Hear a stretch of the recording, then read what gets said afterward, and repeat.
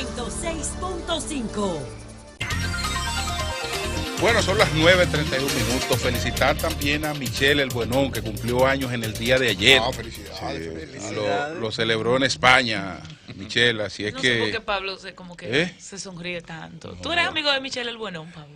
Sí. Disfrutamos. Y he bailado mucho. Pero ven acá.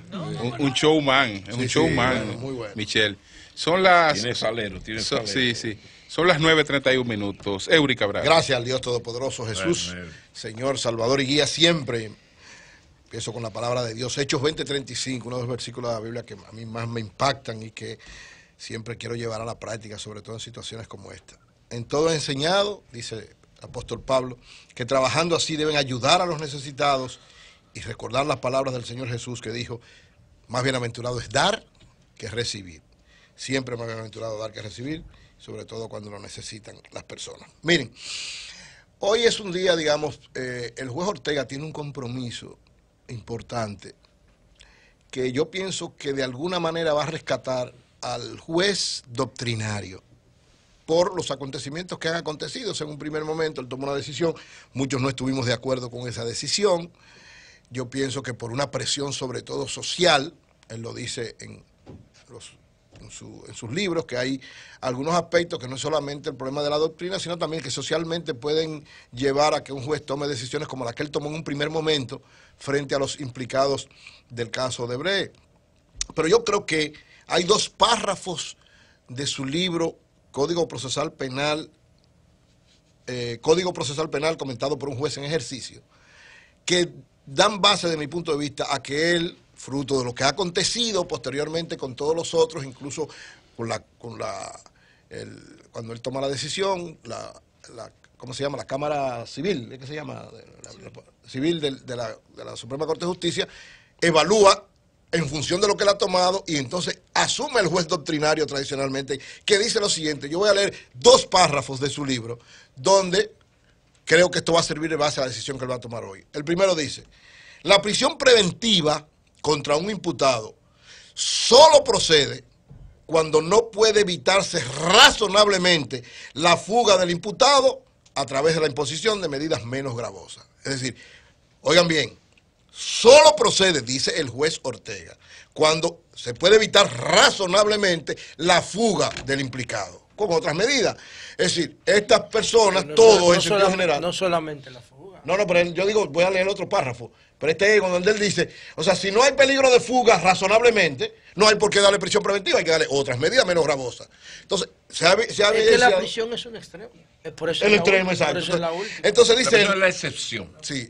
Oigan, ese es lo primero que él dice. Lo segundo que él dice importante. Para que un juez pueda aplicar una medida de coerción, se requieren las siguientes condiciones. Entonces, el grado va a depender de estas condiciones. Lo primero es, verá, el grado extremo es prisión preventiva. Entonces, ¿cuáles son las medidas que puede tomar? Porque, primero, que existan elementos de prueba suficientes para sostener razonablemente que el imputado es probable autor o cómplice en la infracción. Todavía esto no se ha demostrado porque no ha discutido el fondo. Segundo, la infracción contempla una pena privativa de libertad. Y segundo, si existe peligro de fuga del imputado basado en una presunción razonable para tomar la medida extrema. ¿Cuál es la medida extrema? Prisión preventiva. Como no hay un elemento concreto que implique que ellos se van a fugar, sino todo lo contrario, todos los implicados, todos han cumplido con lo que se les planteó, todos han estado dispuestos a ir a ser procesados y a tratar de demostrar su inocencia en un juicio de fondo. Entonces, tanto con Víctor como con Ángel Rondón, no hay otra razón que no sea ponerle otra medida. ¿Y por qué él no vio eso cuando lo yo creo que él dio la explicación, desde mi punto de vista. O sea, yo creo que él dio la explicación porque él dice también que a veces hay situaciones sociales que pueden llevar a que un juez tome una medida de esa naturaleza. Bueno, está bien, esa fue la explicación, porque yo creo que él es un hombre justo, serio y honesto. Yo lo creo. Incluso cuando tomó la medida, yo pensé que iba a tomar la que va a tomar hoy, porque me da la impresión de que hoy él va a retomar al juez que escribe estas cosas, al juez doctrinario y al juez que no se deja presionar por, digamos, situaciones que tienen que ver con aspectos que no son propiamente del derecho. No, la presión de la sociedad por la marcha verde. Esa fue, o sea, desde mi punto de vista, lo que llevó a él a tomar esa medida de esa naturaleza, porque en el fondo los argumentos que él dio son válidos. Ahora, la medida no era válida. Los argumentos que él dio fueron válidos. hay una serie de personas y tomó una serie de medidas, pero tomó medidas extremas con quien no debía tomarlas, porque ninguno tiene peligro de fuga. Todos han estado prestos ahí, todos cuando lo llamó la Procuraduría, ahí estuvieron, todos cuando le pidieron pruebas, ahí estaban, todos, absolutamente, ninguno se quiso sustraer, ni mucho menos irse del país. Es más, algunos estaban fuera y vinieron.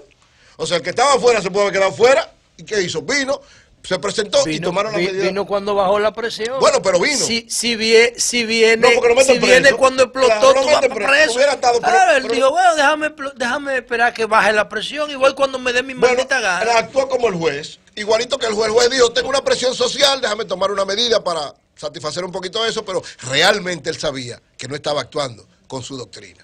Hoy yo creo que él lo va a hacer y esperemos, ¿verdad?, que no vaya a actuar por presión de nadie, sino en función de lo que él cree, de lo que él piensa, de lo que él ha escrito y de lo que él ha ejercido de manera permanente.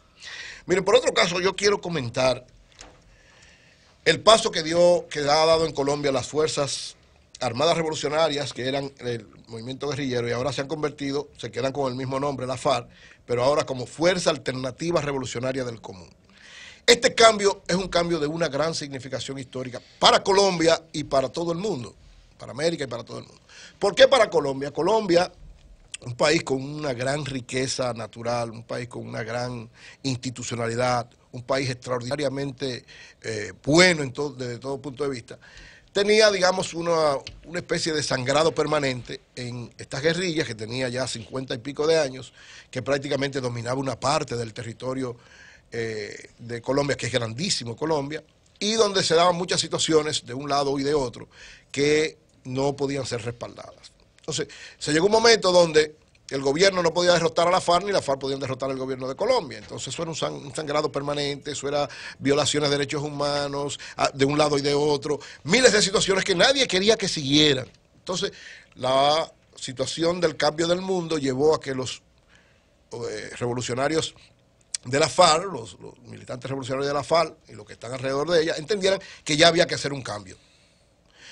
El gobierno lo entendió también en algunos momentos, no se dieron las circunstancias para hacerlo, pero en este momento histórico sí se dieron por también el cambio que ha tenido el mundo. Y se sentaron a negociar, y a pesar de que mucha gente no entendió lo que eso significaba, incluso en la propia Colombia, gente progresista no entendieron lo que eso significaba, pero el proceso culminó de manera exitosa y hoy las FARC se convierten en un partido político, Fuerza Alternativa Revolucionaria del Común, que lo primero que hace es decir que mantienen su carácter revolucionario, pero cambian la forma de hacer política. Y segundo, le piden perdón a la sociedad colombiana por todas las cosas que pasaron, o sea, por todos los excesos que ellos cometieron, y perdonan a los que cometieron excesos contra ellos. Yo creo que es una buena, en el congreso que hicieron hace 2 semanas, y en la manifestación que hicieron en la Plaza de Nariño, que está exactamente frente al Palacio Nacional. O sea, eso es también un simbolismo interesante de cómo va avanzando la paz en Colombia y de cómo ellos entienden que ahora tienen que tratar de entregarse de otra manera. O sea, ya no es con la fuerza de la violencia, sino con la fuerza de la razón, con la fuerza de la ayuda y manteniendo sus mismos criterios de justicia social, de lucha contra la pobreza, de institucionalidad, de todas las cosas que esto implica. Yo creo que esto encuentra, con la visita del Papa también, este proceso, encuentra una coronación interesante. Porque Juan Manuel Santos, el presidente, se la jugó, ¿verdad? Prácticamente impulsando, teniendo hasta gente de su propio entorno contrario a que diera esta decisión, pero se la jugó y ante la historia ha quedado muy bien parado. Porque él lo entendía, él lo sabe. Cualquier político en Colombia entiende que no era posible derrotar a la FARC si no era haciendo un pacto con ellas. Y llegar a que un grupo de guerrilleros que tienen 50, 60 años haciendo guerrillas entregaran sus armas, vinieran y se integraran al proceso político, es un triunfo extraordinario para Juan Manuel Santos y para el grupo de personas que están junto a él, estrategas políticos que lo llevaron a que diera ese paso. La visita, decía, del Papa es una reconfirmación de este proceso, porque ustedes recuerdan que hubo un sector cristiano importante, tanto evangélico como católico, que trabajó con resquemor en torno a eso en Colombia, incluso hasta votó en una parte en contra del proceso de paz, o por lo menos de la forma que se estaba llevando. Sin embargo, esta visita del Papa y un trabajo que se ha hecho también en términos del protestantismo allá, diciendo que, lógicamente, si nosotros abogamos por perdonar a los demás, ¿por qué no tenemos que apoyar este proceso? O sea, ¿por qué no ser sea, el perdón es uno de los elementos fundamentales del que sigue a Jesús. Y en este caso, ambas partes, que ambas cometieron exceso, ambas actuaron en un momento de manera incorrecta, se han pedido perdón y se han reencontrado ¿para qué? Para bien de las mayorías de Colombia. Entonces yo creo que esta visita del Papa es de alguna manera la coronación perfecta para que este proceso continúe. Porque, ¿cuál es el temor? Tiene 100 años peleando. Sí, pero ¿cuál es el temor La ahora? guerrilla es un capítulo y van a seguir peleando. Bueno, pero ahora por lo menos no con guerrilla. El pleito va a seguir de otra manera. Yo digo, ¿qué es lo importante ahora? Porque ¿cuál era el temor? El temor antes era que una guerrilla pasó en otras. Recuérdense, con el M-19 entregó las armas y mataron casi a todos los dirigentes. Entonces así no se vale. Ahora hay garantías de que no será de esa manera, porque los tiempos han cambiado, porque los gobernantes tienen otro criterio y porque la sociedad también ha cambiado y los guerrilleros también cambiaron. Entonces yo creo que este proceso tiene que ser respaldado por los colombianos, tiene que ser respaldado por todos los líderes del mundo y tiene que ser respaldado por la población mundial en sentido general y por los líderes mundiales, porque Colombia necesita paz y este es un paso importantísimo que va a significar para el mundo que las cosas, los problemas, el mensaje fundamental es los problemas, por más grave que sea, se resuelven con el diálogo, con la conciliación y con el perdón.